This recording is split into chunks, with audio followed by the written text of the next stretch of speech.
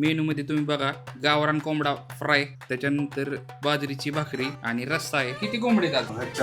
चार आहेत का?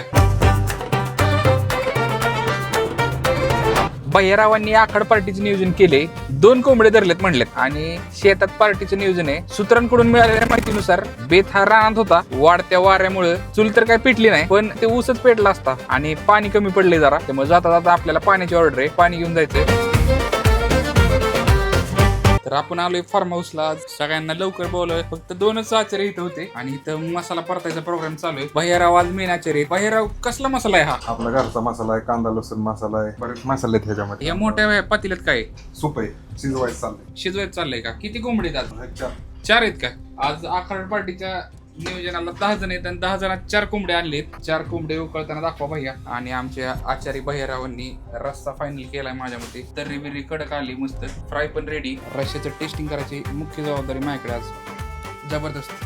पहिल्या टप्प्यातले पार्टीचे कार्यकर्ते सगळे बसलेत. पार्टीची दुसरी टीम पोचली. भैयारावांकडे मेन वाटपाचा कार्यक्रम आहे. चिकन मध्ये वाटपात मापात नाही झालं पाहिजे. सगळ्यांना इक्वल चिकन आले का? आजच्या आखाड पार्टीत आपल्याकडे मेनू मध्ये तुम्ही बघा गावरान कोंबडा फ्राय, त्याच्यानंतर बाजरीची भाकरी आणि रस्सा आहे. सोबत सॅलेड मध्ये काकडी आणि कांदा आहे, त्याबरोबर एक लिंबाची फोड आहे. लिंबू रश्यात पिळून आपण सुरुवात करूयात. बाजरीची भाकरी रश्यात कुस्करून खाल्ल्याशिवाय मजा नसते, त्यामुळे रश्यात चुरून कुस्करून गावरान कोंबडा, दुपारचा पाऊस, बाजरीची भाकरी आणि रस्सा. बेस्ट कॉम्बिनेशन असते. रस्सा क्वालिटी, टेस्ट एक नंबर झाल्यामुळे आणि गावरान कोंबड, बाजरीची भाकरी, हे असा रस्सा एकच नंबर. बाहेर